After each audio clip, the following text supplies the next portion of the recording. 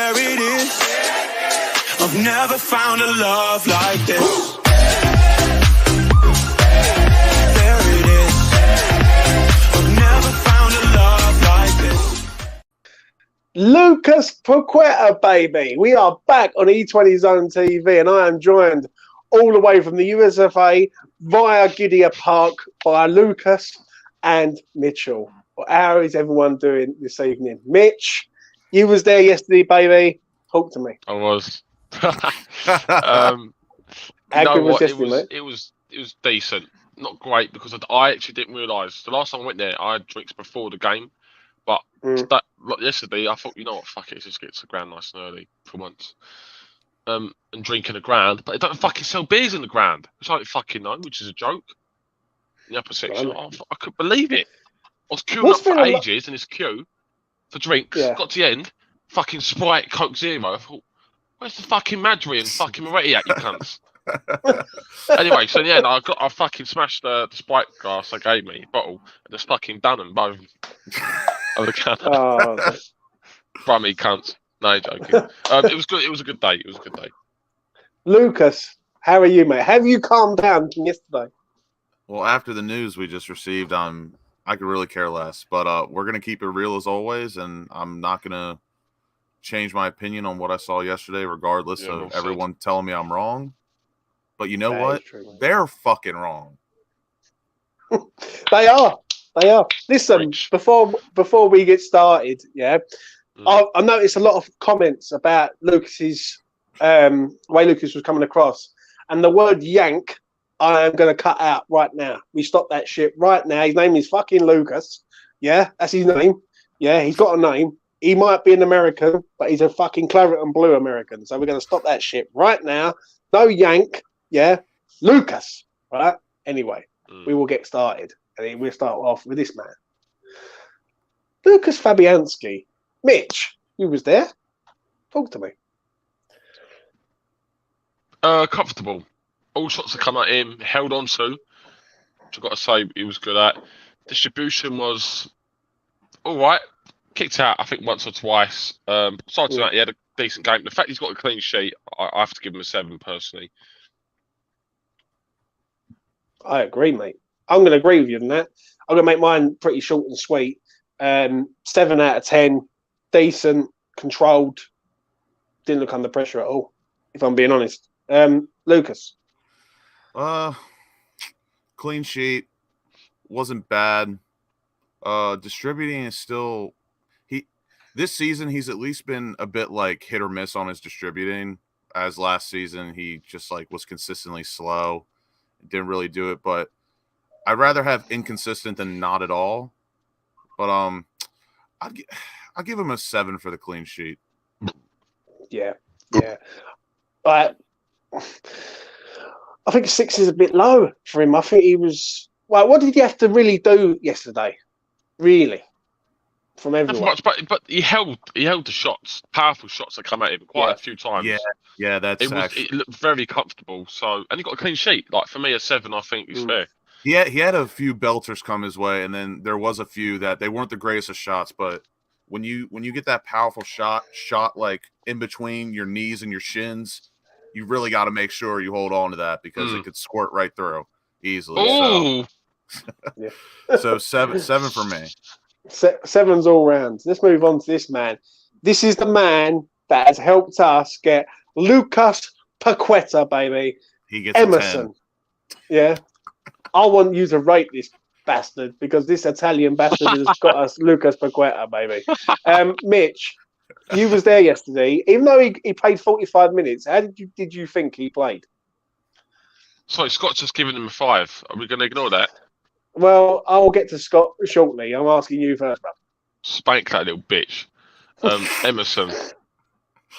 Fabio 4. Ah, come on. Daya. Emerson. Not a bad debut. I thought it was a bit harsh to have substituted him at half time. I would substitute Cresswell personally. I thought out of the two, Emerson was probably slightly better. A few wayward passes, a bit sloppy. Looks a bit slow for my liking, but I'm sure it was just because it was his first game, a bit nervous. I'll give him a 6. He was all right. I've got to get to this comment. Guys, I love your opinions. It's my favourite West Ham channel.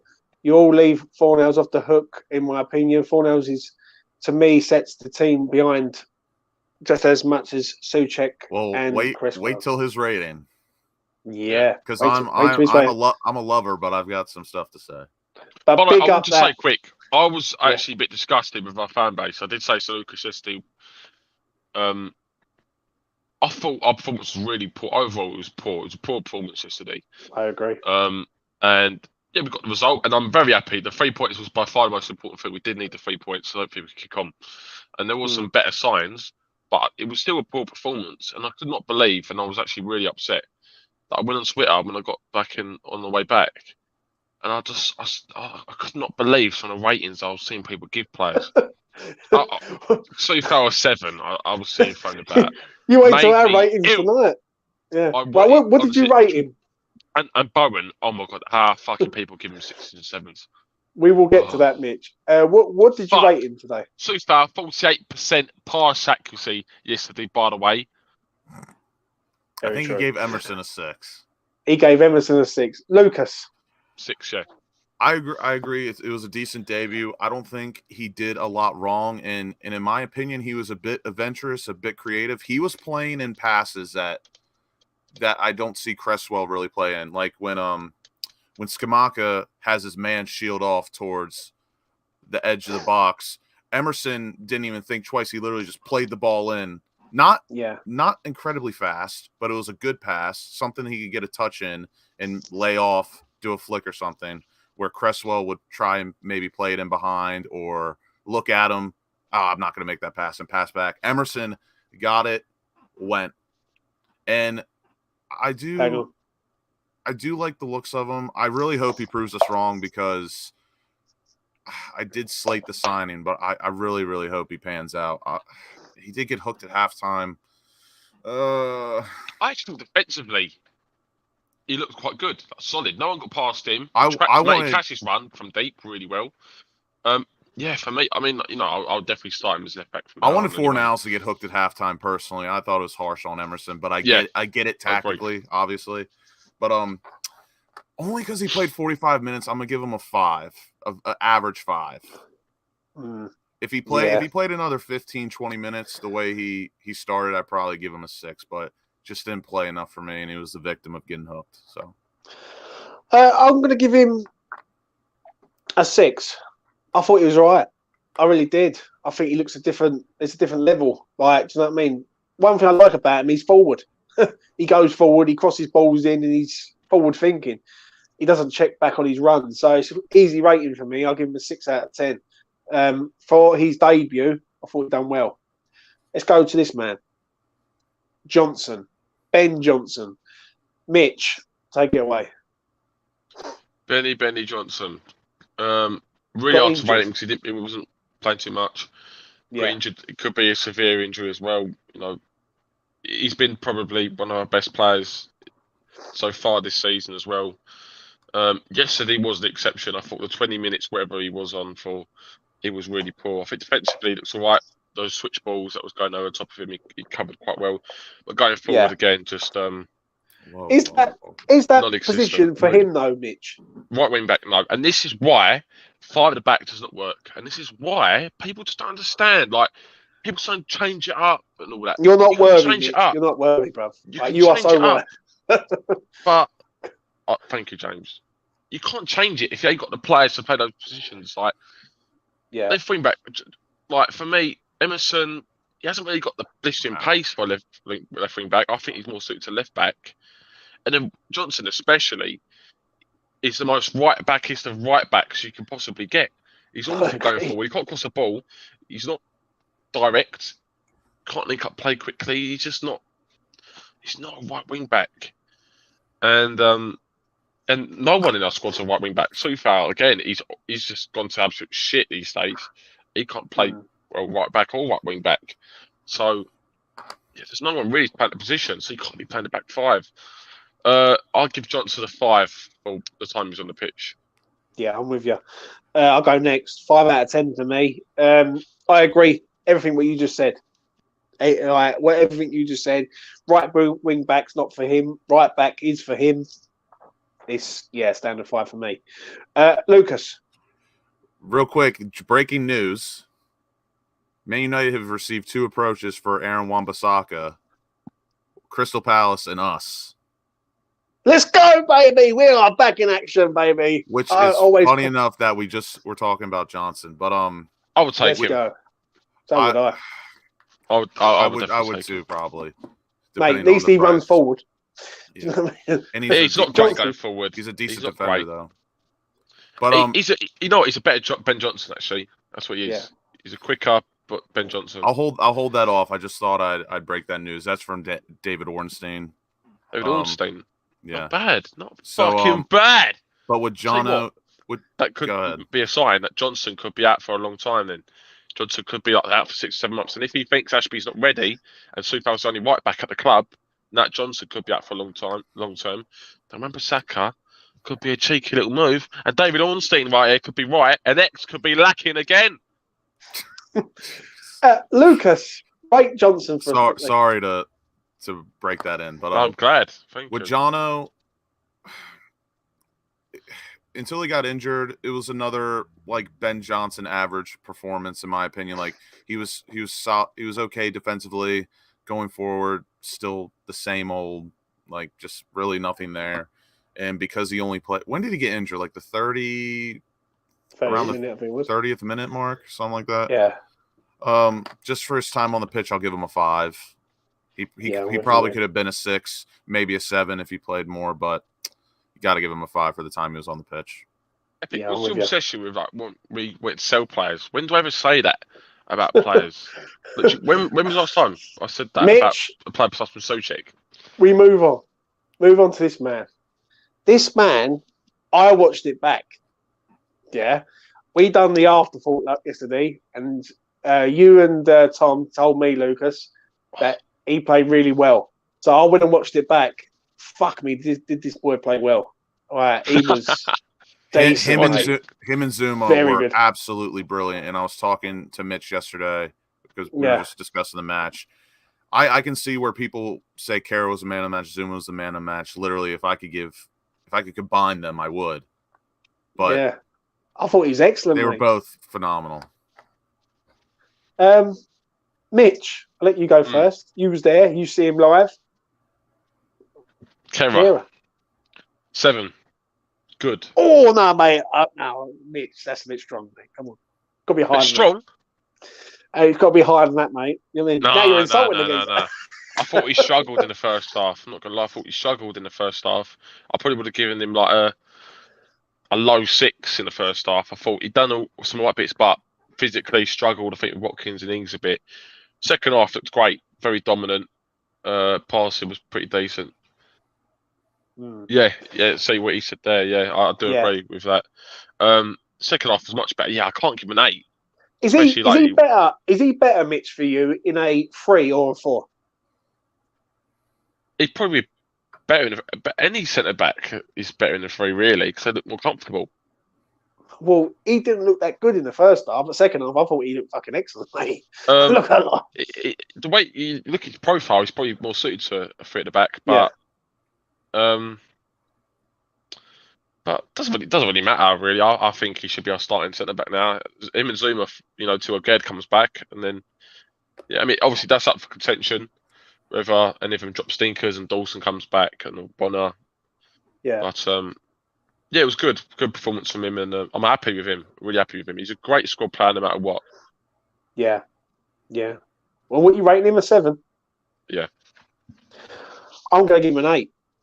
I thought he was brilliant. I thought he's brilliant with both feet. I thought he was brilliant with both feet. He's calm under pressure. He made one foul that was silly in the first half, which was a silly foul in the corner. Yeah, Other than that, I thought he was flawless. I think he made Zouma look better. Flawless. Yeah, I did, Mitch. I think he looked decent, mate. He really did. He looked calm under. That is German efficiency. And if you've got a German car, they don't let you down, and Kara don't let you down. True. Do you know what I mean? So I'm giving him an 8. I thought he was excellent. What's the last German player we had at the club? Thomas Hitzelsberger. Yeah, that's Is how Mitch long ago it watching was. the cricket? He's watching golf. Lucas. Kira. My rating's going to be the law of averages. I thought first half he was decent. Yeah. But he did struggle just a little bit, but not terrible. So first half for me was about a 6, maybe close to a 7, but then second half he was an 8, 1,000%.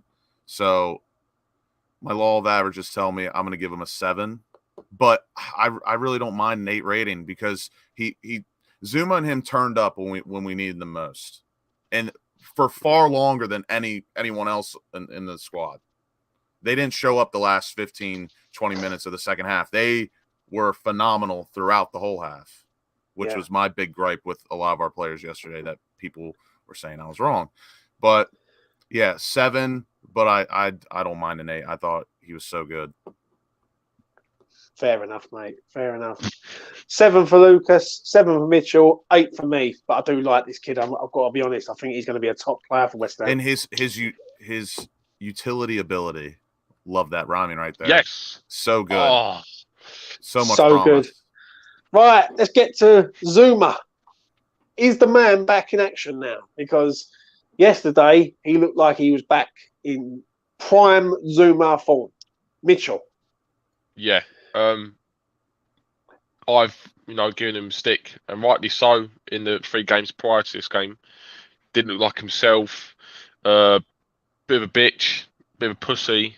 Bit of a pussyhole, didn't really get stuck into his tackles, and but yesterday he turned around. He was his much more dominant self. Was really chasing the players down, got stuck in more. Just was his more confident self, and that's what Zouma is best at. Much better performance. So for me, it was probably my man of the match, and I'd give Zouma yesterday an 8. I'm with you again. I think him and Kira look sound, very sound at the back. Listen, a view from the stands. He's an Aston Villa fan, very, very top man. Yeah, absolute gentleman. Villa made Zouma look class. Every cross we put into the box was right on his head. And it's true. I thought Zouma was excellent yesterday. I'm still worried about his pace though, because I watched something last night and him getting back when Cresswell was getting back ahead of him. Then we got to worry. Do you know what I'm saying? Because Cresswell's not that fast. There was one time where Zouma completely left the ball. The ball was played in behind and he left the ball again. To be fair, I do remember that, and someone behind me was saying, "What the fuck is he doing, the cunt?" And I thought, that was really poor. I can't remember who it was, but I think it was offside, maybe just offside or something. But I'm going to give him an 8. I think he was excellent. I agree with what you just said there, Mitch. I think he's one of the reasons why we won the game yesterday. I think he kept Ings and Watkins massively quiet. Lucas. That will be a slight issue for Spurs, though. Yeah. I'm not going to talk about Spurs. Kurt Zouma, easy 8. Him and Kerr were our 2 best players yesterday. Honorable mention. Actually, I'm not sure. I'd have to think about it a little more as we go on, but those were easily our 2 best players. I think Zouma was a bit better. His heading clearances looked back to normal. Like he was just pounding every single one out. They weren't like light ones either, or like little pansy light headers. He was really clearing them out. And I just thought he was really, really good yesterday. And like you said, I think he was one of the main reasons we won. And he was my man of the match, so I'm going to give him an 8. Fair enough, mate. 8 out of 10. We move on to this man. The Scouse, Paolo. Or Maldini, as every way you want to put it. Mitch. More like the Scouse fucking... I thought he played well yesterday, though, Mitch. I'm not going to lie. I thought he played okay. He wasn't bad, but he wasn't vintage. What would you say he was? Yeah, average 6, I think. It was all right. Done his job all right. I'm with you on that. Done nothing special. I thought first half wasteful with some passes. Again, so fucking slow to move forward into attacks. And that's still a problem. And it will always be. until he's dropped eventually.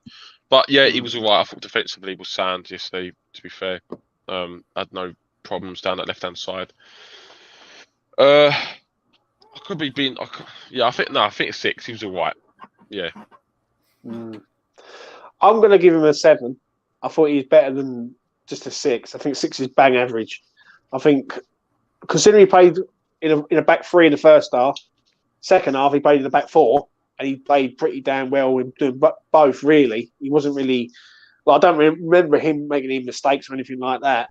Yeah, I'm going to give him a 7. I think he deserves a 7, in my opinion. Simple rating for me. Lucas. It's a bit of a tough one for me because we did keep a clean sheet. I thought Cresswell was better defensively than he normally is, but still going forward in his product and his end product, his production going forward is still just not good enough. It hasn't been good. It hasn't been good enough for a while now. But I do appreciate him stepping up in defense when he was at left center half, which I've gone on record saying I hate seeing him play there because I just don't think he's good there. But it's a tough one because I really thought our center halves were more standout than him. I'm gonna give Cresswell like a high 6. If he would have done a bit more in the build up, put him some more quality crosses, I'd give him a 7. But defensively alone, I think he deserves close to a 7, but just not enough for me. So a high 6. High 6, just not a 7. You harsh critic, Lucas. Moving on to this man. Declan Rice, captain, leader. I don't know where to start with him. I really don't. I thought first half, shite. Second half, superb. Mitch. Yeah.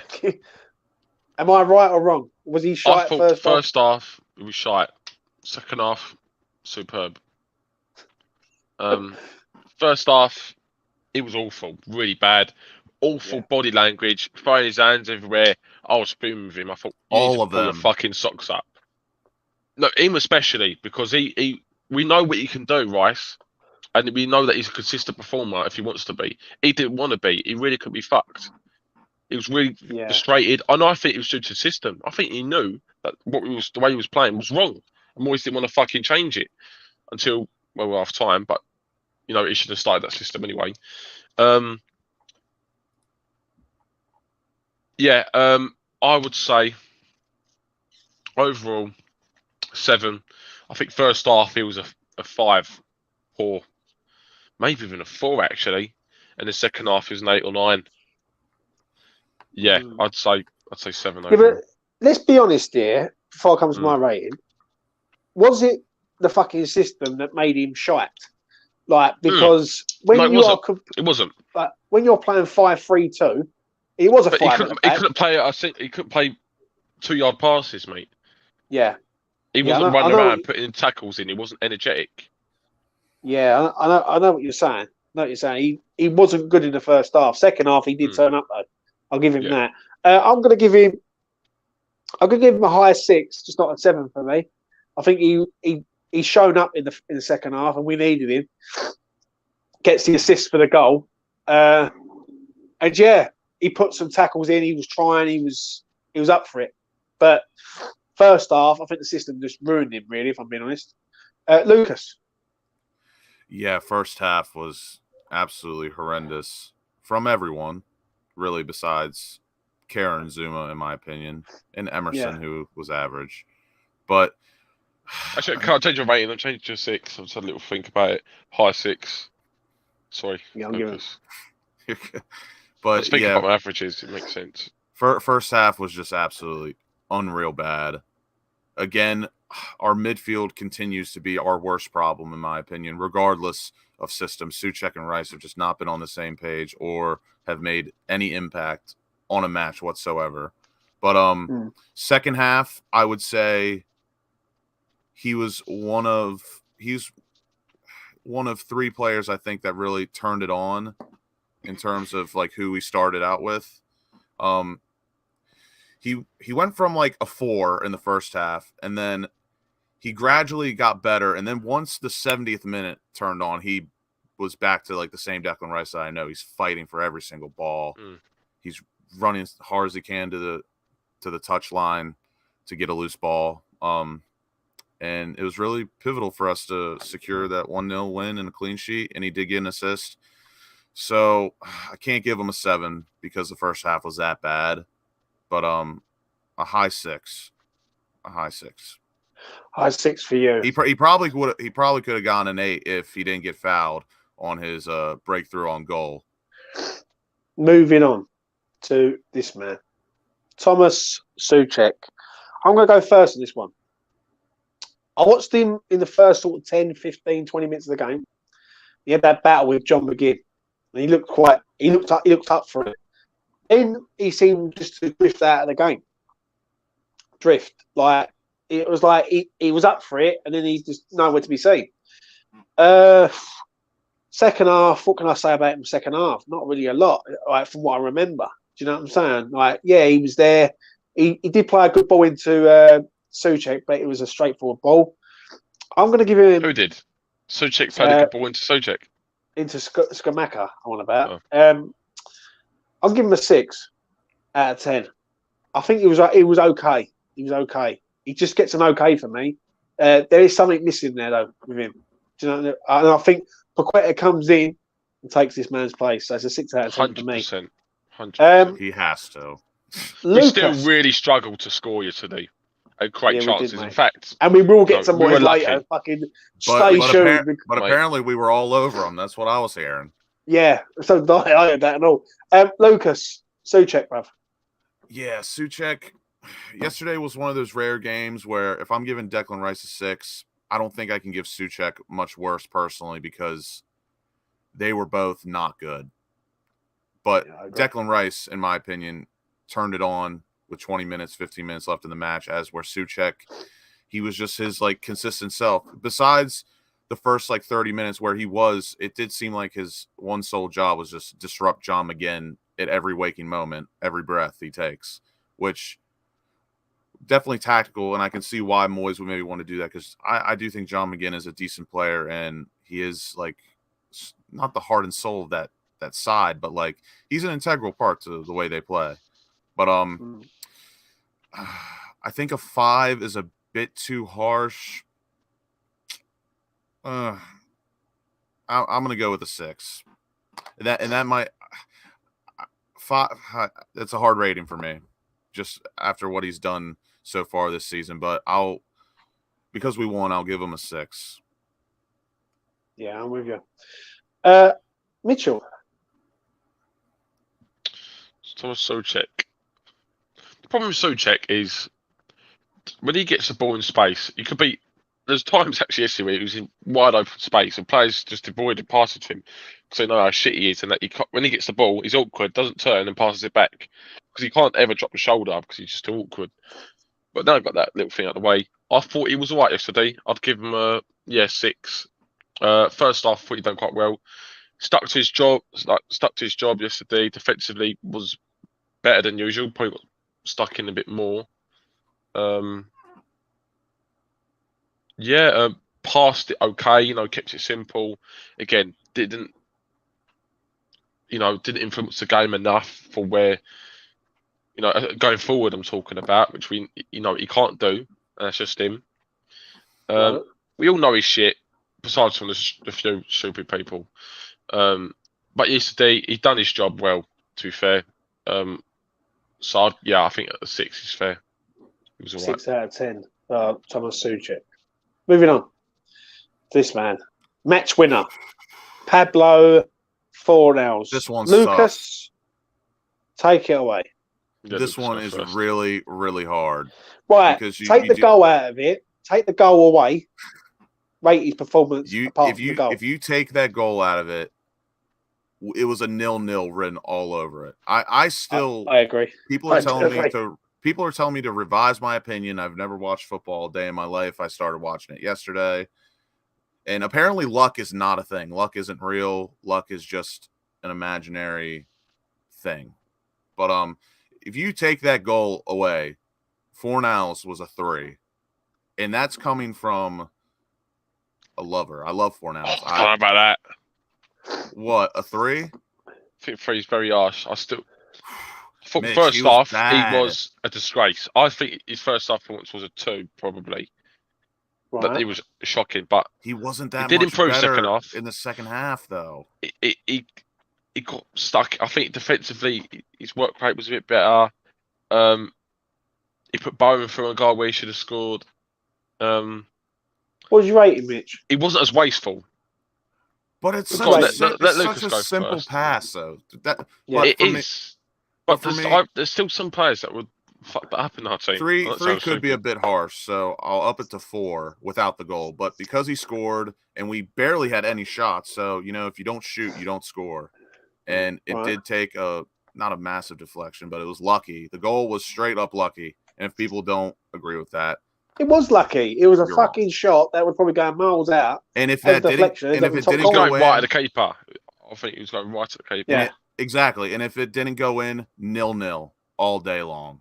So because he shot and he scored, I got it. I think I'm going to give him a 5. But if he didn't score, it's seriously a 3 or a 4 for me. I can't give him a 6. He was so bad yesterday. He was so bad. I agree. I'll go next. Straightforward rating for me, 5. Standard performance yet again. He has a shot that flukes into the top fucking bins of the fucking goal at Villa Park. Yeah, he's had it right off there. Let's be real. Yeah. If we're going to be real on this channel, let's be fucking proper real. Yeah, he punts the fucking goal there. Yeah. Out of nowhere. Yeah. Rest of the game, what do we see with him, really? Right, if someone could tell me what they see of him do, really. First half, he was defending mainly. He was running around like an endless chicken. Second half, he plays one good ball into Bowen. Yeah, which is a good ball, don't get me wrong. It's a 5 for me. Standard performance again. 5 all day. Mitch. 5. Awful in the first half. Shocking. He was the Was worst a bit player better on the the pitch second by half. far. Got the goal. Huh?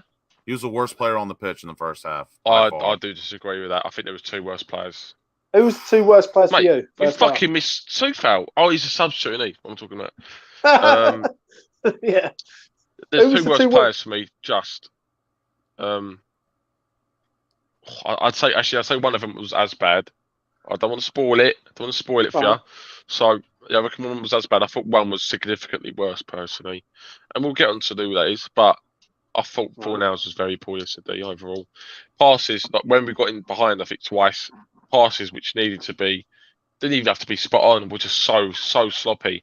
And then if you get them 2 on target to the players that are in behind, then one of them would have guaranteed being a goal, and he fucked that up for us.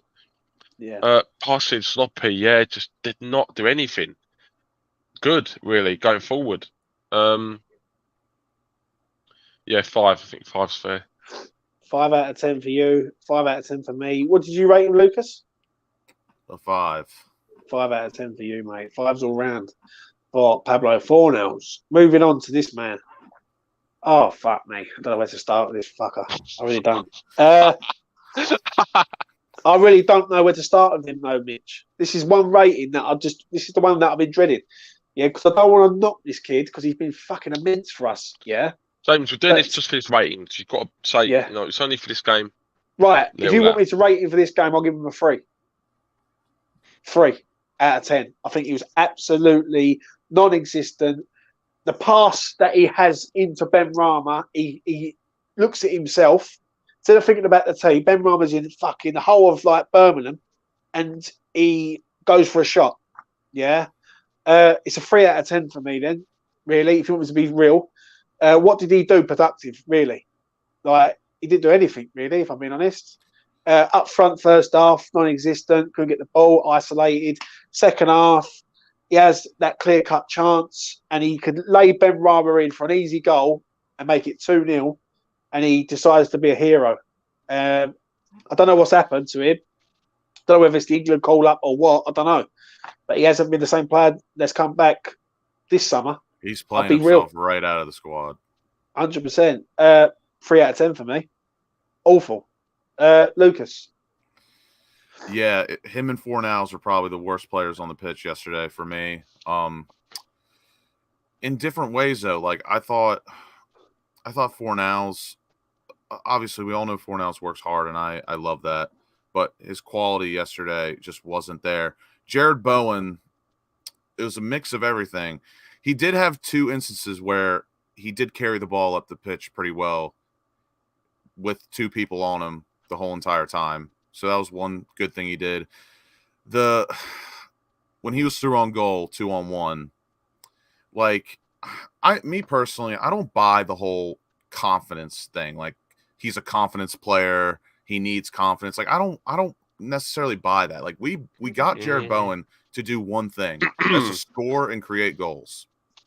If as a fan, he has with that 2-on-1 opportunity, he has to play the ball regardless of a shot or pass on his right foot. That cutback shows me that he's not confident, which I think is just bullshit to me. Like he shouldn't do that. He shouldn't have to do that. He literally, I want my goal scorer or creator to make that play. Pass it on your right, shoot on your right. And cutting back to the left is just, it was horrendous. And but he should be finding Benny there though, Lucas. There's no two ways about this. He had the time, he could lay Benny in. Yeah. But for me, it's the same. It was like the same thing with Benrahma against Viborg when he played it to Cornet. I think Benrahma should have put a shot in, and he probably would have scored because you're 1-on-1. And Jared Bowen wasn't 1-on-1, but like from what he did last season, I want to see my goal scorer shoot. I want to see him shoot at bare minimum, but he just is so off the mark, and he's legitimately playing himself out of the World Cup squad every waking moment. So, I'm gonna give him a 4. Worst player on the pitch. Him and Fornals, and if Fornals didn't score, they'd probably be in the same boat. But 4 for Bowen. Mitchell. 4. Exactly what you said. Really been awful this season. Really poor. 4 games in a row he started now. If he starts against Spurs, I think it's an absolute disgrace when you got Cornet on the bench.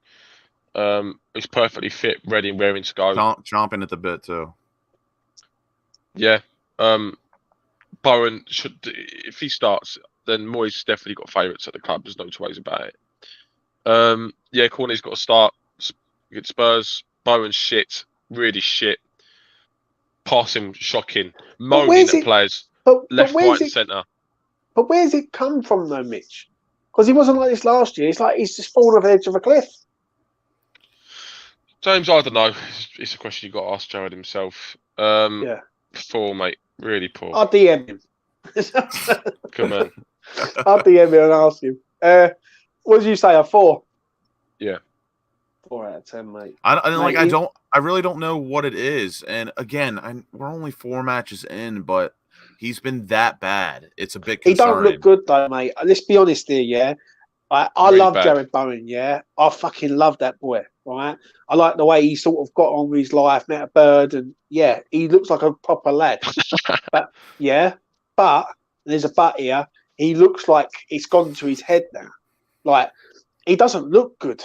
Like, do you know what I mean? He just the 4 games I've seen him play.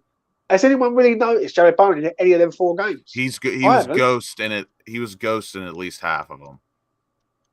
There you go, mate. And listen, I don't think he was ghosting yesterday. I just thought he was really poor.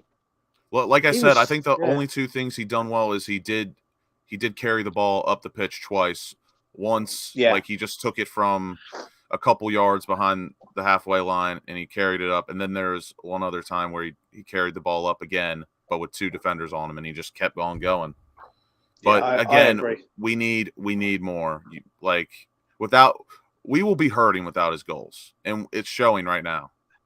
Yeah, I agree with you, man. Moving on to this man, Scamacca, Mitchell. Bowen, by the way, was my worst player, Steve. Fair enough. Scamacca. Short and sweet. Done good bits, done bad bits, sloppy bits. He needed to drop a bit deeper at times for the play when players on the right and left were very isolated. That didn't wind me up a bit. Besides from that, it was decent. It was all right. 6. Was you shocked that he got subbed? I wasn't shocked. I was kind of expecting it. I was disappointed. They got subbed. I would have given them more time. In a different system, which I think a 5 at the back system isn't for Scamacca. I was a bit disappointed, but I'm sure this boy will come good and he'll smash it anyway. I wasn't massively disappointed. I think he could have done a bit better, and I think the game was more for Antonio, to be fair. And I don't rate Antonio at all. I'm not Antonio's biggest fan at all, but Antonio was needed, I think. So 5 or 6 really for me is what I think's fair. I'm going to give him a 6. Yeah, I'm with you. I think a 6 is about right. I think he was the only decent spark in the first half for me. He held the ball up. He looked like he was trying. He actually shouted at one of the players and said, "Give me the fucking ball," basically. And they keep pouncing about with it sideways and back. And he's it was a Coufal, I'm pretty sure. Yeah, and basically, I love this geezer already, right? And I am excited when he does start in a proper system. When you're playing 5 at the back, 5-3-2, that's what it was yesterday in the first half. And I don't care what anyone says. Michael Richards said it last night. It was a 5 at the fucking back, and he got the graph up and he showed us all. Yeah, 5 at the back. I want to see him in a 4-2-3-1 system. This geezer, and I think we might be lethal with this geezer with pace around him. I'll give him a 6 out of 10. Not his day. Hopefully, he will score his first goal from the West Ham. Lucas. Yeah, I'm going to give him a 6, but that doesn't justify how brilliant I think he is. I really think he's going to be so good for us, and he was like one of our only positive sparks yesterday. He is just with his back turned, and he's in front of the ball, shielding someone off. He's just absolutely brilliant. There's not many players I've seen that are as good as him when it comes to just shielding someone off. He receives the ball, and his little flicks and touches, his pass-ons, are so good, and they're very consistent. Very consistent. I do agree with Mitch, as we talked about this yesterday. I want to see him get stuck in more defensively. I need to see him drop back more. And he trots around a little bit the same as Antonio, which it doesn't bother me that much, but if he pushes a little bit more, I think that really will do a lot for our press and unlock more opportunities for us in the defense to make more mistakes. But he really is brilliant, and I'm excited to see how he turns out with Paqueta and company, because Scamacca we could see a bit of a run going where he gets a lot of goal contributions, and he could be scoring some important goals for us. So I'm going to give him a 6. 6 out of 10 for you, mate. I'm going to ask you this question. Can I ask you 3 what players will be regulars first 11 by the end of the season? For me, I'll go first. I think Emerson, Paqueta, Scamacca, and I don't know why. That's 3. Not Rice, no. No, I think Paqueta starts over Soucek, 100%. Over Rice? No, over Soucek. You saying what 3 players would be? Will start regularly. Yeah. So Paqueta will start over Soucek. She's asking, can I ask you 3, not 3 players? Well, I'll give you 3 there. Mitch, give me your players. Oh, sorry, it's my bad. Sorry. All right. Nice one, Mitch. Sorry, John. Give us your regular starters by the end of the season. That is definitely nailed on. Not many, to be fair. Scamacca's not guaranteed to be the starter ahead of Antonio. I think with the way Moyes likes to play as well. But guaranteed starters in the season: Bowen, Rice, Paqueta, again, and that's it. Yeah, I think I'm with you on that, mate. Fabianski, Ariola, it could be either one of them still, with the way Fabianski's doing right at the minute. Emerson, I'm not 100% convinced on him. I hope he does well. And then right back's open, left wing's open still. Cornet, Benrahma. Benrahma's playing well, so Cornet might not be playing. Yeah, it's a tough one. It's not set in the stars. Lucas, give us a couple of players that you think who do you reckon would be the regular starters. It's a good question because again, it's just almost like predicting a lineup. Like you can ask us who we think are nailed on, but we all know in David Moyes' mind who's like nailed on no matter what. But in my opinion, no, not thinking like Moyes. In my opinion, on form currently, our only nailed on starter is really Rice and Zouma. Rice and Zouma. I don't know. I think Paqueta starts every game for West Ham. West Ham don't drop 50 million. No. As soon as Paqueta starts, like the first match he starts, he ain't getting dropped. He's not getting dropped. I guess I would go Zouma, Rice, Paqueta. Yeah, I'm with you. The thing is, with Paqueta, he's the only player which, like, you cannot drop him if he has a bad game for me, because he's guaranteed to produce quality. You need it. So if he drops a stinker like his debut, doesn't mean he should be dropped next game. He needs to start more, if anything. And one thing, he's the only player that works for, in my opinion. And one thing I want our support to realize with a player like him, this isn't going to be, in my opinion, like a Benrahma situation where, like, when Benrahma tries something, people get absolutely livid. Like, Paqueta is gonna make a few mistakes going forward, but that's because he's that creative and he's that good that he has to try. He has to try it. And same as Pyatt. Same happened with Pyatt. Yes. So he's going to be phenomenal, mate. We will get to him towards the end. We need to give him that license to do what he wants because he is that good. He is literally this close, close from being world class. He is right there. He's Brazil's number 10. Right. Can you boys remember the substitutes yesterday? Because I know Coufal come on.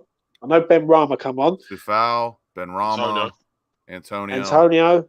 Who else was there? That's it, isn't it? That's it, I think. Well, if that is it, then that is it. But if anyone else can tell me any different, I would like to hear it. I think there's someone missing, but we will move. Let's start off with this man then. Coufal. Mitch, take it away. His head's gone. His head is absolutely gone. This bloke has not got a brain. I keep saying it.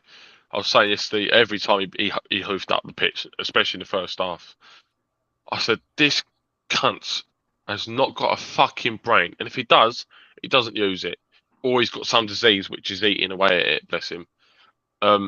He just doesn't think. He hoofs it up. He's just a mess. He's a mess.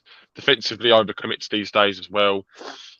Crossing is a fucking shambles. Is it? But he's not a right wing back, though, is he, no, Mitch? That's the one thing I will say. It doesn't matter when you can't do the essentials, mate. Like, as a right back, he's still got to be able to go forward a bit. He's got nothing for him. He's played right back in the last 3 games. I must admit, I will agree with you on one thing. The fucking hoofball up the pitch to no one is like, it's a disgrace. It's a joke. And at the moment, this man is fucking enemy number 1 because over Soucek for me. He's gotten that bad because at least fucking Soucek, as shitty as he is, kind of knows. At least yesterday he knew his job and he kind of stuck to it. Yeah, it's not the greatest job in the world. It's not an important one, but he'd done it. Coufal, they can't even do his own fucking job, which is to get the ball and be simple and pass it forward, which is what he needs to do because every time he hoofs it up, he gives it away. And I'm with you, mate. He's just a mess, the bloke. He's 4 for his performance, 4. But the problem is we've got no other right back. So if the news about Wan-Bissaka is true and we're going in for him, I'll be fucking buzzing. Always believed that West Ham were going for him at Wan-Bissaka. I said it the other week, and you went, "Oh, we don't need another right back. We've got such like X, Y, and Z." Who said that? Ben, I said it about Wan-Bissaka. Well, I didn't say we didn't need a right back. I turned around and said, it wouldn't surprise me West Ham go after a right back and Wan-Bissaka. And someone said to me, well, we've got 3 right backs at the club. We don't need another right back. Me. Well, we have to now because Ben Johnson's injury could be serious. But I'm going to give not Ben, I'm going to give Coufal a 5. I'm going to go first, because obviously Mitch is giving him a 4. I'm going to give him a 5. I think actually, no, sorry. You know what? I was only thinking about the first half. Then that's really my bad. I did get a bit caught up in it. Second half, he did improve. To be fair, kept things simple. What he needed to do. I'm I'll going to give him a 5. 5. I think a 5's fair. Yeah, I'm going to give him a Overall. 5 because he kept a clean sheet. The only thing that does irritate me is what Mitchell 100% said. The hoofballs down the line to no one is just like, That is that getting is incredibly pain, old. mate. That is pain. It's a Honestly, disgrace. And how Moyes listen, not I'm not going to cut go down in on the geezer. It's a white flag go in on him pass. because he gets so much fucking. Everyone just cuddles him because he's Right. like the Czech fucking god and he's like the best right back. And they say, Right. he was playing with an injury last season. Well, fucking. No, That was but the Mitch, most big I'm not going to bollocks. give him a 4. I'm not going to give him a 4 or a 3 because he don't deserve a 4 or a 3. Simple as that. And anyone who thinks he's a 2, like Daya reckons he's a 2. Where is it? Daya says here he's a 2 all day long. Well, Daya, like you've had too much drink, mate. If you think he's a 2, I think he was all right yesterday. Like I think he was okay. We won the game. He kept a clean sheet. He wasn't involved in anything bad. The only thing that irritates me is the balls down the line. It's a 5 for me. Simple as that. Lucas. Yeah, Allardyce would absolutely love Coufal, but 100%. He would have done. I have to agree. His hoofs are literally.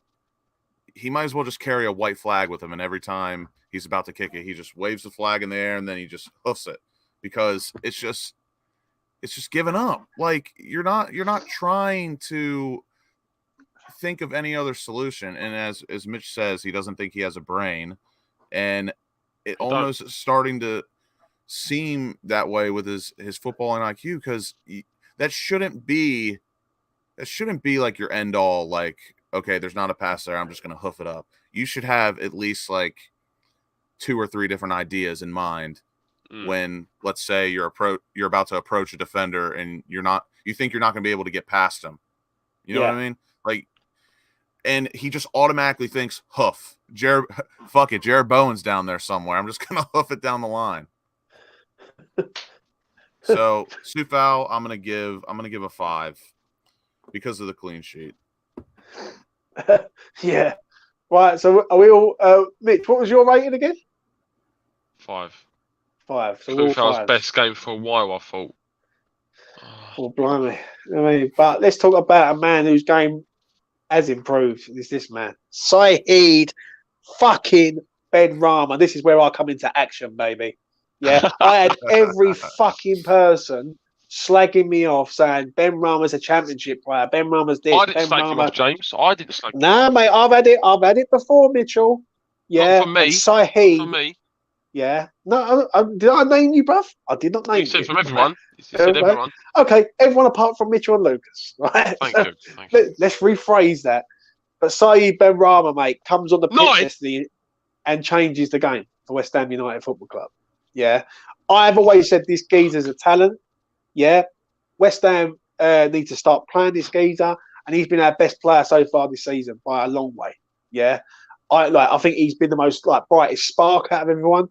Do you know what I'm saying? And it was absolutely poetry in motion yesterday when I see David Moyes giving the man a bit of love. Yeah, when he haven't, and I think David Moyes ate a bit of humble pie last night, big time. Yeah, brings Benrahma on, changes the fucking game.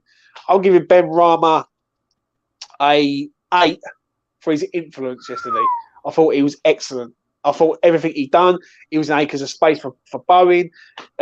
He put in a lovely cross in for I think it was for Scamacca. He was excellent. And he was one of the reasons why I think we just changed the way we played. And we was more direct. What I like with Benny, he would have a shot. People slag him off, but he would have a shot. And he'll go for it and he'll try his luck. And not a lot of people give this geezer any love. And do you know what I mean? I've backed this boy from minute 1 since he arrived from Brentford, mate. And I will continue to back this lad because I think he's absolutely top draw and he will be a major asset to West Ham United Football Club. 8 out of 10 from me. Lucas. I don't know how to follow that up, really. That was beautiful, James. I really don't know where I am with this rating because I did think he influenced the game, but we still were so shit. So like he looked bright, but the team didn't really form around that, if that makes sense. in my opinion, I think Benrahma looked good. He was bright, but like the team still didn't perform that well in the second half, in my opinion, until 20, 15 minutes left in the match. Yeah. Oh, it's a tough one because Benrahma could have had a goal if Jared Bowen played him the ball. He did get up the pitch. Oh, that's a tough one. And he came on at halftime, right? Come on, half time, mate. He changed the way we play. There's no two ways about this. West Ham in the first half was non-existent in attack. He comes on within the first 6 minutes. We've had two chances on their goal because he was bright and he did influence the match. Yeah, it's going to be just a 7, like by the skin of its teeth, a 7. You're a harsh critic, but I love you, Lucas. No, because like you said, when he came on, the formation did change. So credit to Moyes, and we'll get into that. He changed at halftime. The change he made brightened the second half up a little bit. But like I said, Benrahma was a bright spot, but it's still the other attacking options did not mold around that. I thought we were poor second half until the last 15, 20 minutes. So I'm going to give Benrahma a 7. Yeah. Yeah, fair enough. Mitchell.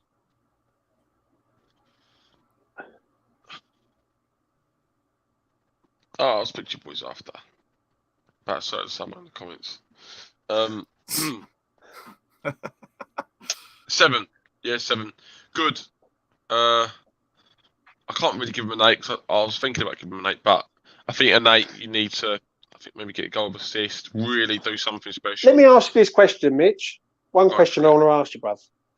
Who's the best player on the pitch for West Ham yesterday? In attack. Sorry, look what Eastside Jones just said. I'll deal with that shortly. I'm asking you a question. Sorry, best player on the pitch. Was Benrahma, yeah. So how comes he can be a fucking 7 then, bruv? Because it's the highest rate I've given that out of all the attackers. Fair enough, Mitchell. Yeah.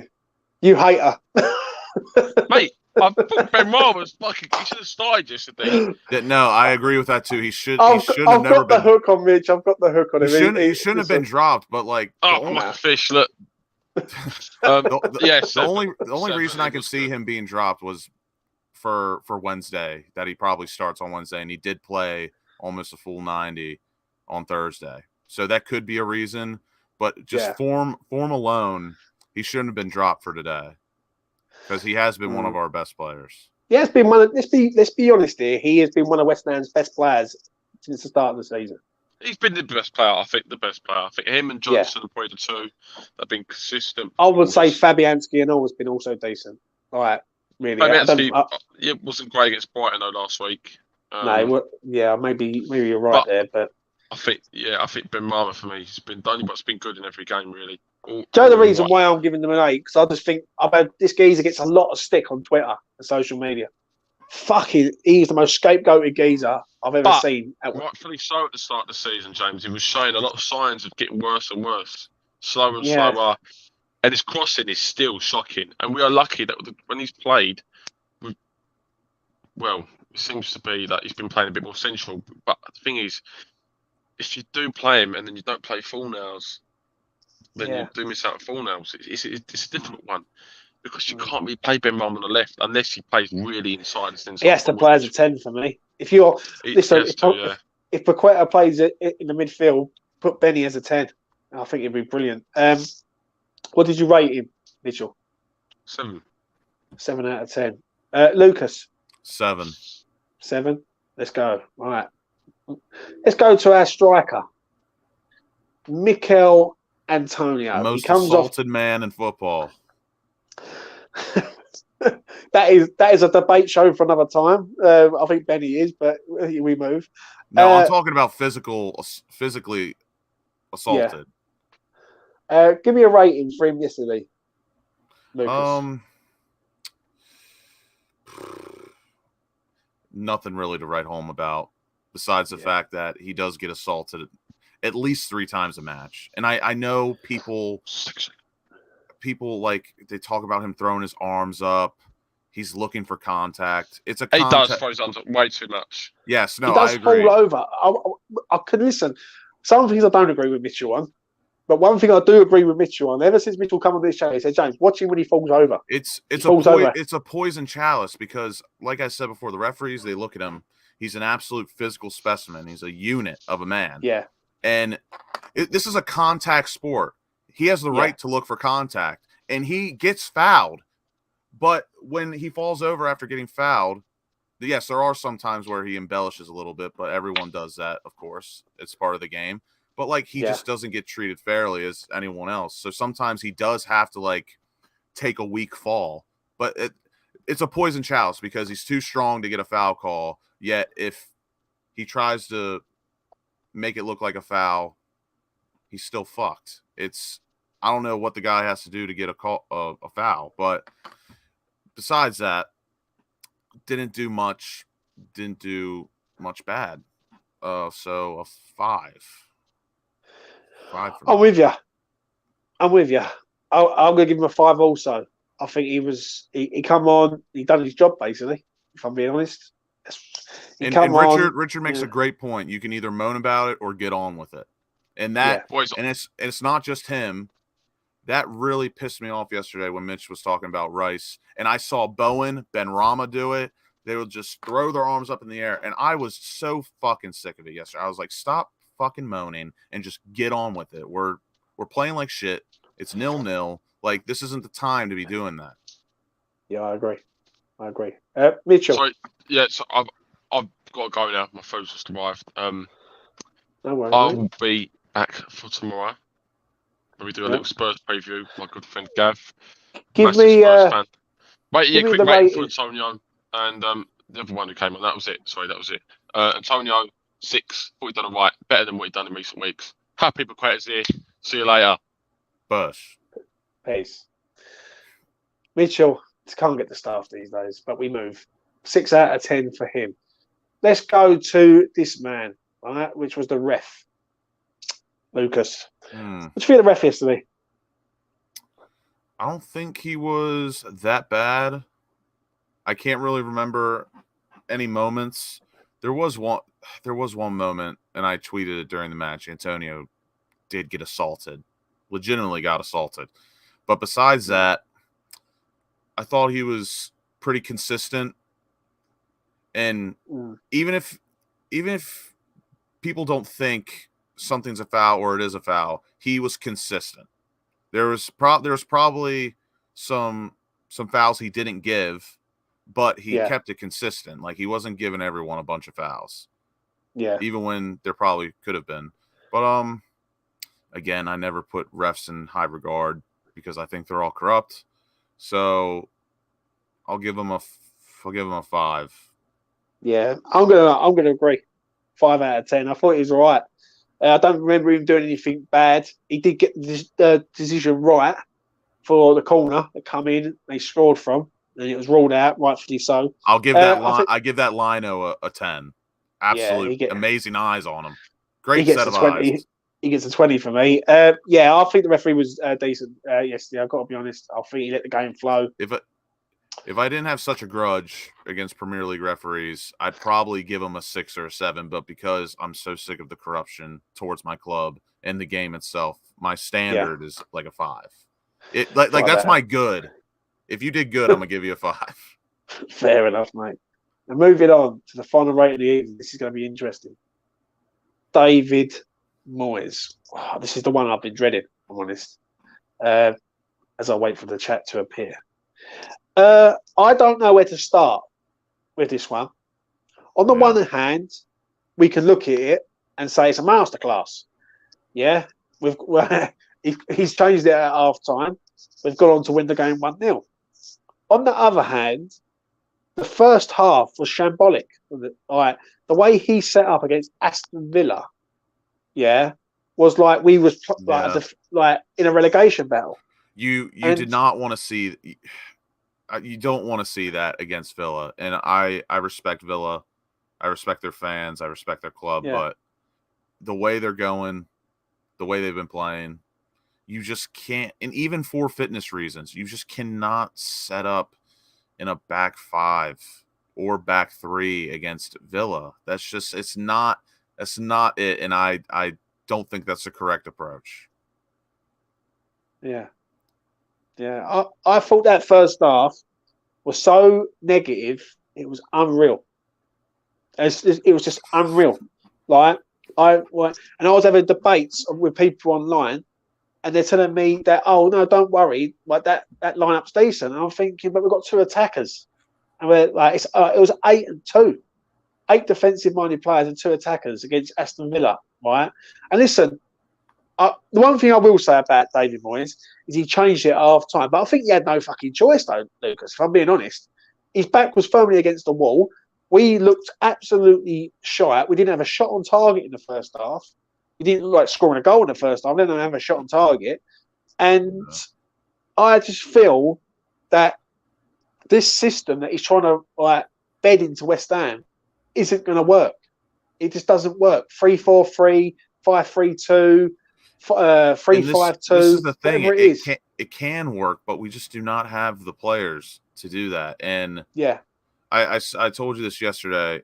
Even though I don't agree with the formation, I still think the players really done themselves a disservice. They looked really, really bad regardless of the formation. I think if they played a 4-2-3-1, a 4-3-3, it didn't matter. They still would have probably played like shit. I don't know. I disagree on that. The passing was so at the end of the match it came out we had a 78% pass completion, right? Yeah. I don't believe the formation made them pass that poorly. That's just my opinion. I think the system didn't help in the first half. Anyone who thinks that system was good for West Ham United, they need to have a look at it. Like I said, it can both be wrong. I didn't agree with the system, and I thought the players were fucking because the horrendous. Reason why I say that, Lucas, is that how can you go from being so shit in the first half to so much better in the second through the system? It ain't because of the players, because the players were still on the pitch. But again, that's the thing. Like in my opinion, I don't think we really improved that much. Again, I use this reference all the time now. It's you're asking me to compare horse shit and cow shit. Like which one smells better? It's still shit at the end of the day between the both of them. But I agree with this comment from Joan. 100%. Right, this is comment of the night for me. We haven't got the wing backs. Nobody's fast enough. And even with the Aaron Wan-Bissaka news, he is not a wing back. So that still doesn't solve our issues. But I do think he has the potential to be a better option than what we have. Right. But I don't know. I'll give my rating real quick. For Moyes, I don't like the way he set up the first half. Right. Players aside of who he started and sat out and put on the bench. I didn't like the system.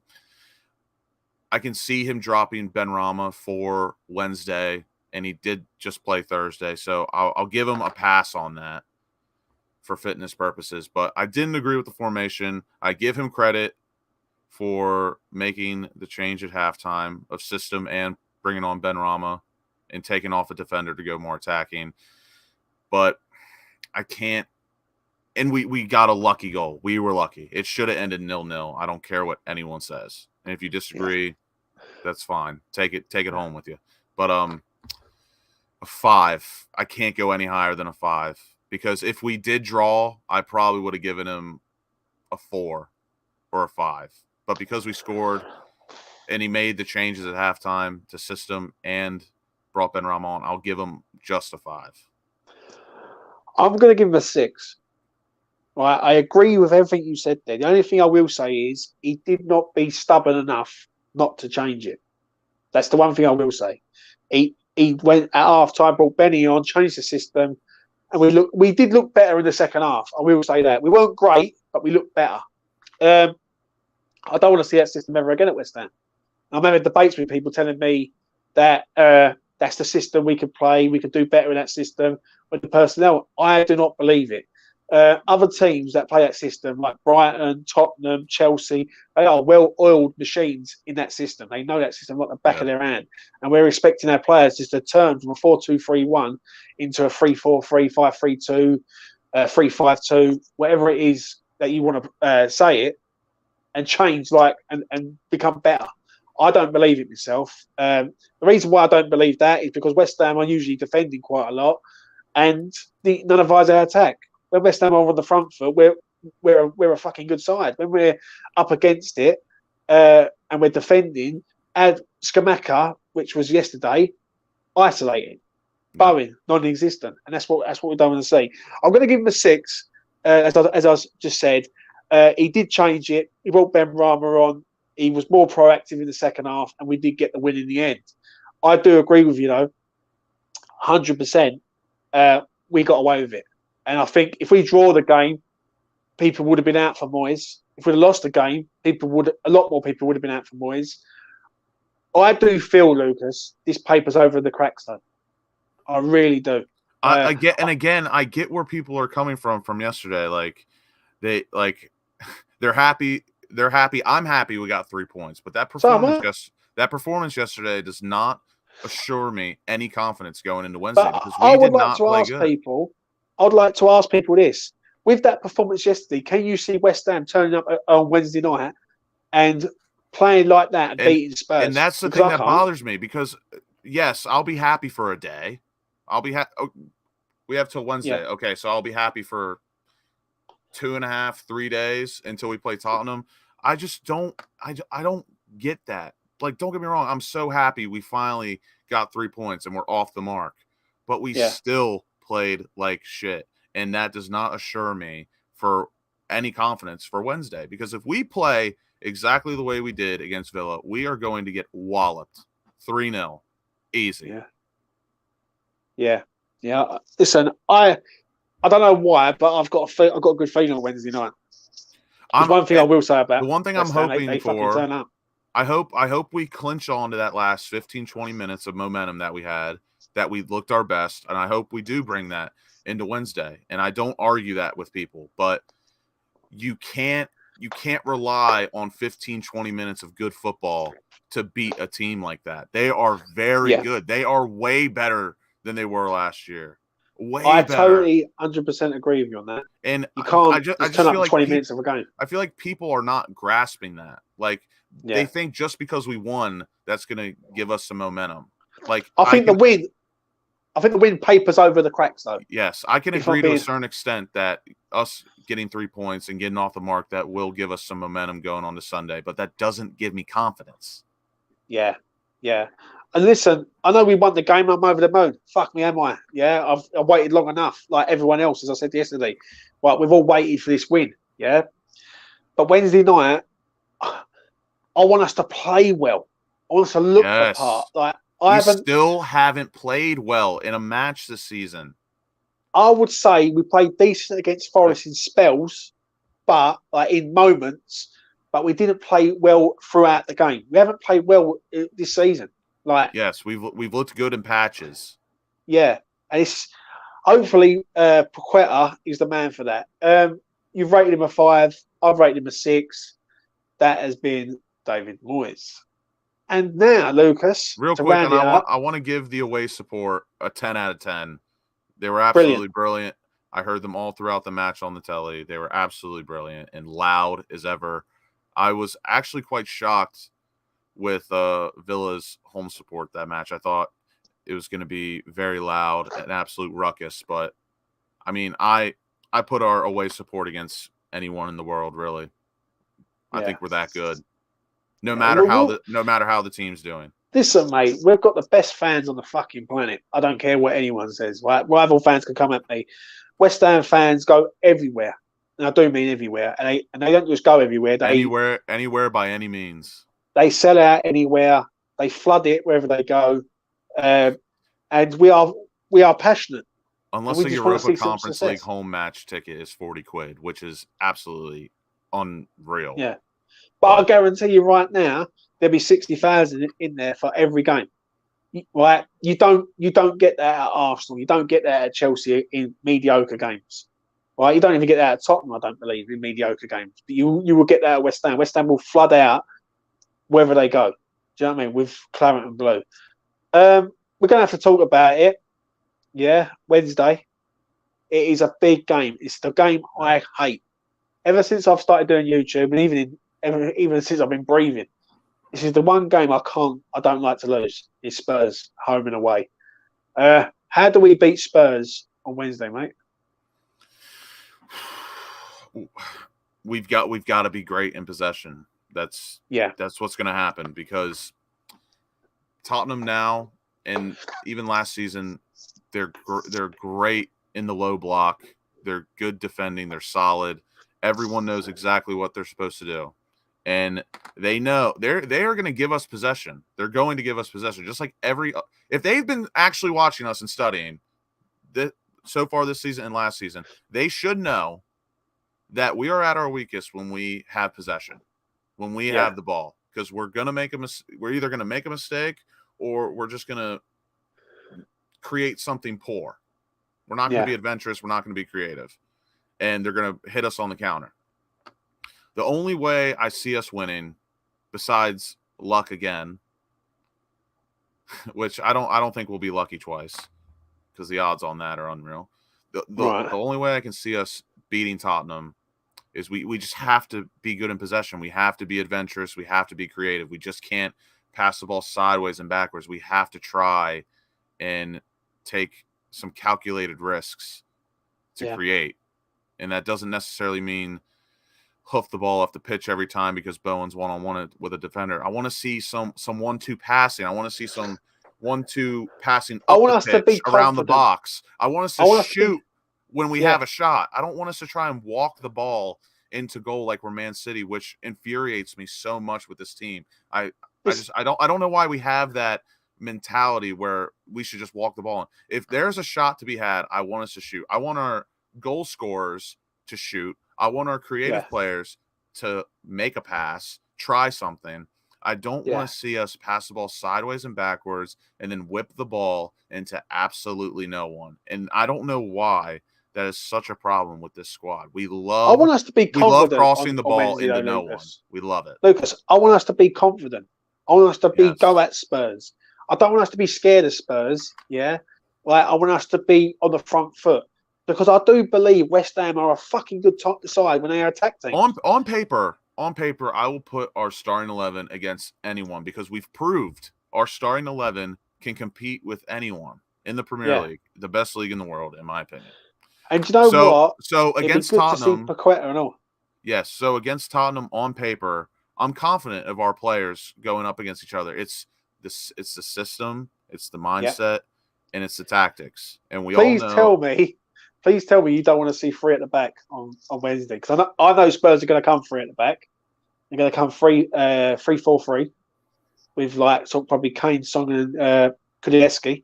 That's the thing. Tactically, I'm not going to say I'm the smartest when it comes to tactics, but I do know that I don't know. It's difficult because I don't necessarily want to match Tottenham, because they will probably play 3/5 in the back, and we all know we're not the best in that. But if we play a 4-2-3-1 against a 3-4-3 with Tottenham, it could get a little messy. But 4-3-3. Yeah. 4-3-3. But I'm trying to get in Moyes' head to see where he's at, which is damn near impossible. We all know. So if you have to play Fornals, Soucek, and Rice for 60 minutes as a 3-man midfield, do it. I think playing a 4-3-3 or even a 4-2-3-1, because it, again, I say it all the time. I think a 4-2-3-1 and a 4-3-3 are so transitional, because really all the midfield has to do is move 5 yards up, and you're really in a 4-3-3. Yeah, but I think what it is to not get overrun in midfield on Wednesday. Sorry. We're going to need to play 4-3-3. I think if you play 4-2-3-1, we get overrun. Exactly. And even though I haven't rated Soucek for a little bit now, I was supporting him last season because, again, I'm a man of odds. One good season, one bad season. I'm still going to give him a chance, but he hasn't been good so far. I would like to see us put 3 in the midfield at any any means necessary. I think that's the only way you can go. And I said Soucek, even though I don't like him right now and he's been bad, I think he would be better in a 4-3-3 rather than a 4-2-3-1. Yeah, I hear you. Team for Wednesday. I'll tell you what, we'll go through it one at a time. We'll start off. Fabianski's going to start. Yeah. Yeah, there's no two ways about it. Yeah, he's going to start. I think he goes 4 at the back. I think if he goes 5 at the back or 3-4-3, I think he's mad, boys. I think he's absolutely mad. There's a chance at 4 because we are at home.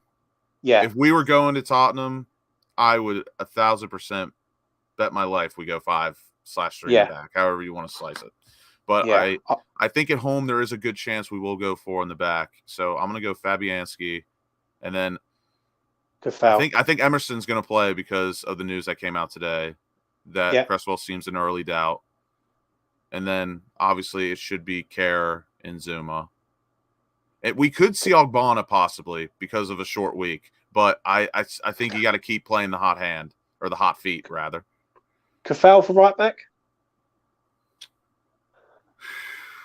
It's looking that way because Johnson looks hurt. Yeah. And playing Ashby would be very, very bold and ambitious, which I wouldn't mind, to be fair, but I feel like in a London derby of this magnitude, you have to play. So we've got Fabianski in goal, Coufal right back, Zouma, Kerr, and Emerson. That's the back 4. Declan Rice. Does Thomas Soucek play? We all know Soucek's playing. As much as I would love to think that Paqueta would play on Wednesday, I think at most he'll be coming off the bench. So I think we're gonna have to scratch that out. I do think whether it's a 4-2-3-1 or a 4-3-3, I think there will be 3 midfielders, and I think it's going to be Rice, Soucek, and Fornals. Yeah, and then Benny has to play on Sunday. He has to play, and then it is Wednesday, but I mean, you're gonna have to play. You got to play Antonio because he has such a good history against Spurs, and I think he'll be up for that with recent competition. Yeah, it's a toss-up really there, but I'm actually not sure about striker. It can go either way, but Antonio has history. One player that I'm going to mention. Does Jared Bowen start for you against Spurs? Or do you go with Maxwell Cornet, who is ready and he's ready to play? He is chomping at the bit. He's chomping at the bit, and worst comes to worst, if Bowen doesn't start, I would like to see a fiery Bowen off the bench for 30 minutes because he has something to prove right now. He hasn't been good. He scored against Viborg. He gave us a celebration that he can hear us. He knows what we're saying, and he's trying his best. But again, scoring against Viborg isn't enough for us to forget about his poor performances. So I don't think Moyes drops him. I don't. But I think he should be dropped. And if we were to somehow get into the 65th minute at 0-0, 1-1, you bring Bowen on, and it's almost like Antonio. I would love to see Jared Bowen run at tired defenders for 25, 30 minutes. Yeah. So in my opinion, I don't think Moyes will drop Bowen, but I think Cornet deserves a chance against Spurs. Yeah, I'm with you, mate. I think Bowen, this is make or break for Bowen in this game. Really do. He's got to sort it out. Just Bowen, head up, look round, and shoot on sight for me. For me, this game is just the one I just hate. I really do hate this game because I've got a lot of Spurs mates who will be in my ear roll come full time. How do I see it going? I'm going to get your prediction shortly, Lucas, but I'm hoping that West Ham get a draw out of this game. Do I think West Ham could beat Spurs? Not at the minute. I think they look. I don't like to admit this, but they look fucking good. They do. Yeah. I keep telling you, if Graham Potter was their manager, I really think they'd be brewing for a title chase. But not saying Conte is not a good manager, but like if Graham Potter's got that Brighton team playing the way they are, you can only imagine what he'd do with a $1 billion club worth of players. You know? Yeah, I'm with you. So I'm going to go a draw. If West Ham win, basically, I look at it like this. If West Ham win, I'm over the moon. West Ham lose, I'm absolutely fuming. If West Ham draw, I was right. So, yeah. Lucas, give me your prediction for Wednesday. Current form, the way we've been playing.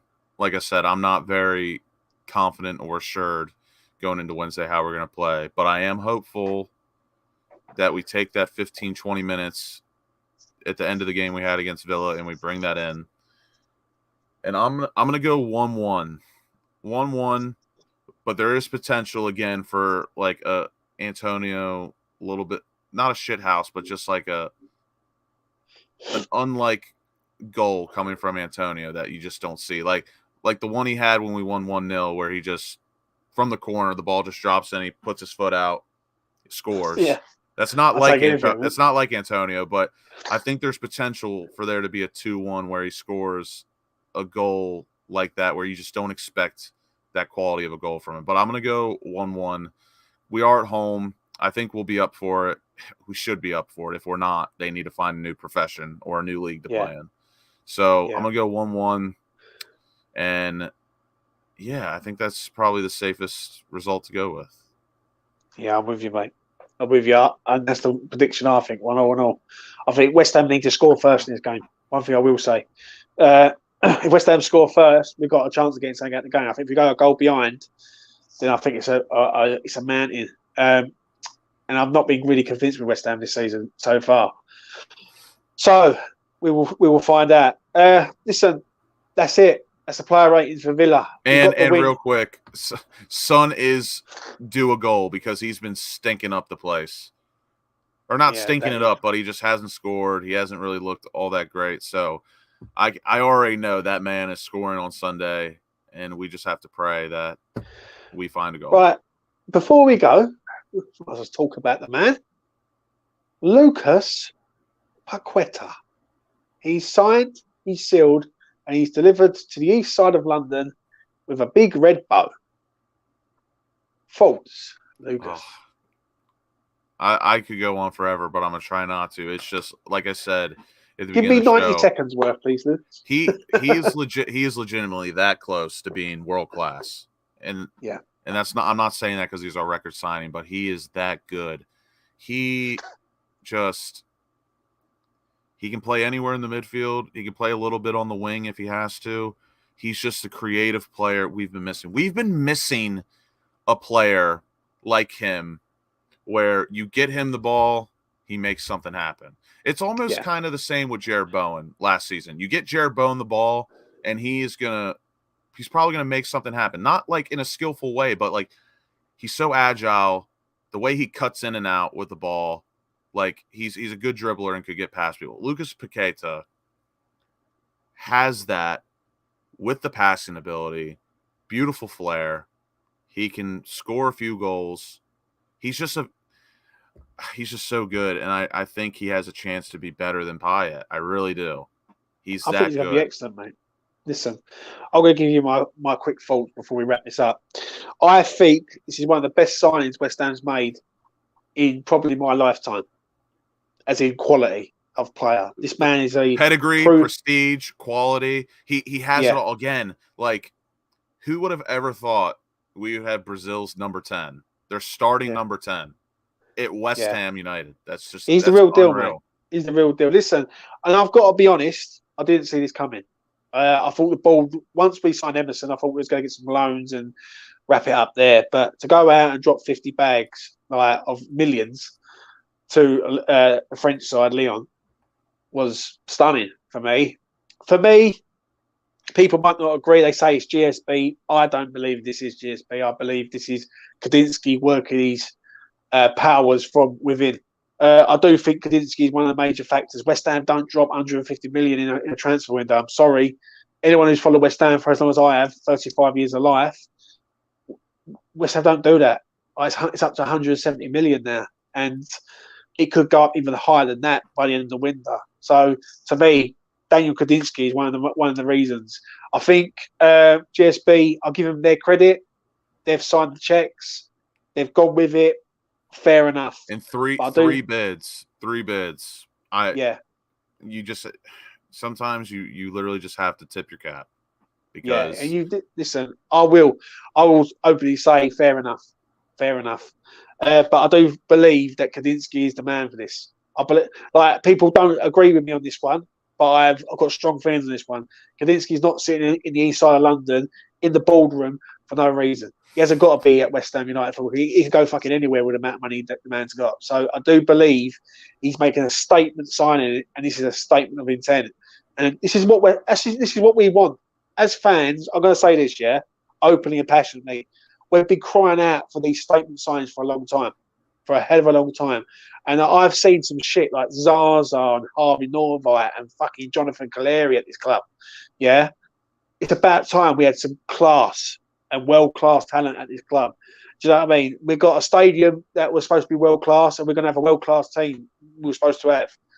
We've now got another world-class player to our ranks. I think Lucas Paqueta will be absolutely top draw for us. I really do. But we will see what happens. Lucas, anything else you want to add?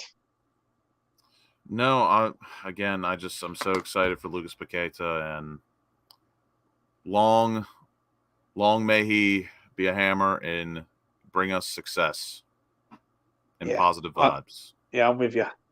He is a type of signing that can give us hope and can keep us dreaming. 100%, mate. And I think our Conference League trophy hopes have gone up just a pinch. 100%, mate. 100%. Fucking, it's been 42 years since West Ham last won a trophy. It'd be nice. It'd be nice to win one. You know what I'm saying? Listen, I'm going to leave it at that, people. Please do smash a like on the video and please do subscribe to the channel if you are new around here. I know it was an early one. Hit the notification bell as well. Hit the notification bell as well. I'm going to be busy this week. Busy boy. I've got a preview of a Spurs fan tomorrow. We've got the Spurs review on Wednesday. Thursday's a transfer window. And Friday, I'm having off. Because I'm not doing nothing, mate. 100% on Friday. But saying that, West Ham, I've got Chelsea on Saturday, so I might have to get a Chelsea fan on also. West Ham, we're off and running. It's been a long time. Yeah, I mean, it took us long enough to get off into winning form in the Premier League. And we've done it. And listen, I don't care how we do it, as long as we do win games. That's one thing I will say. But the performances have got to get better. There's no two ways about this. You can't just go out there and expect to put in 20-minute spells and win games. Because if we play like that against Spurs, even though I cannot stand Spurs, they will destroy us in the first half and we won't have a chance.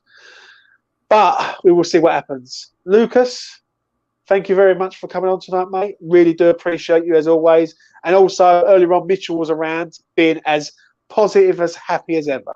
Do you know what I mean? But that is our Mitchell. Anyway, have a good Monday bank holiday evening.